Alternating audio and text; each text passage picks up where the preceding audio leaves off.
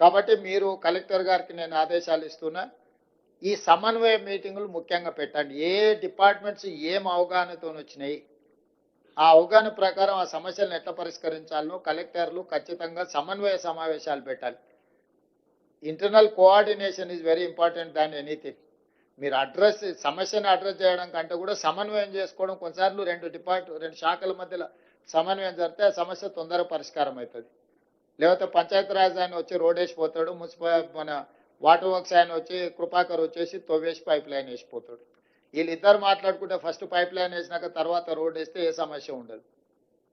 ఇట్లాంటి సమస్యల్ని ఎక్కడైతే ఉందో ఎరువులకు సంబంధించి కూడా ఏం పంచుతారు, ఎట్లా పంచుతారు, అక్కడ ఏముంది, అక్కడ ఏదైనా ప్రాబ్లం ఉందా, కొత్త పోలీస్ డిపార్ట్మెంట్తో కోఆర్డినేట్ చేసుకోవడం, లేకపోతే డీసెంట్రలైజ్ చేయడం.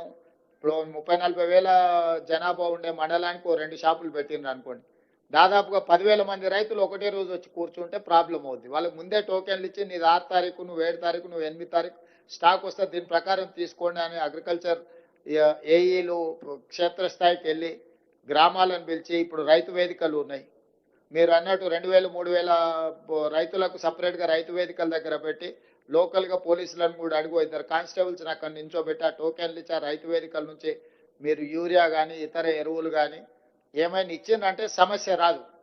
ఒక్కసారిగా మంది అందరూ ఒక దగ్గర నిలబట్టి అందుబాటులో ఉన్నా కూడా లైన్ పెద్దగా కనిపిస్తుంది.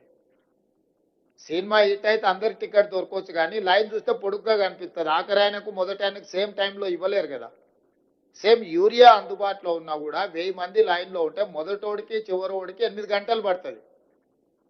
వీడు 8 గంటల లైన్లో నిలబడే వరకల్లా వీడి సహనం నశించేసి అసలు యూరియానే అందుబాటులో లేదని వాడు కూర్చోవడానికి రోడ్డు కట్టం కూర్చుంటాడు. కొన్నిసార్లు ఈడ కూర్చుంటుంది, ఆడ కూర్చుంటుంది అని ఎవడో ఒకటి తీసుకెళ్ళి అట్లా కూర్చోబెడతారు.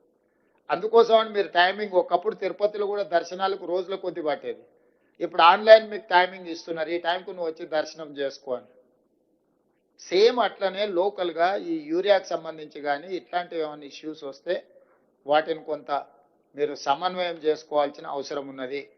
అదేవిధంగా ఇప్పుడు ఈ వరదలు దీనికి సంబంధించిన దాంట్లో సాగునీరు, విద్యుత్ శాఖ, వ్యవసాయ శాఖ, R&B, Panchayati Raj, rural water supply scheme, housing, municipal, NREGS and health అన్ని డిపార్ట్మెంట్స్కి దాదాపుగా అందరికి సమయం ఇచ్చినాం. వీలైనంత మేరకు మీ సమస్యలన్నీ కనుక్కున్నాం. హెల్త్ డిపార్ట్మెంట్ ఒక్కరే మమ్మల్ని అభినందించారు, మేము కూడా వాళ్ళని అభినందిస్తున్నాం. ప్రభుత్వం బాగానే పనిచేస్తుందని హెల్త్ డిపార్ట్మెంట్ మమ్మల్ని గుర్తించినందుకు, మమ్మల్ని అభినందించినందుకు మేము కూడా తిరిగి వాళ్ళని అభినందిస్తున్నాం.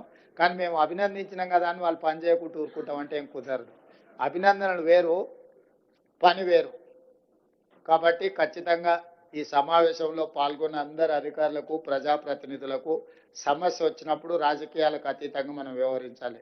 After all we are human beings, మానవత్వంతో వ్యవహరించాలి. అది అధికారులైనా ప్రజాప్రతినిధులైనా ప్రజల అవసరాలకు, ప్రజల యొక్క సమస్యలు పరిష్కరించడానికి మనం ఉన్నాం.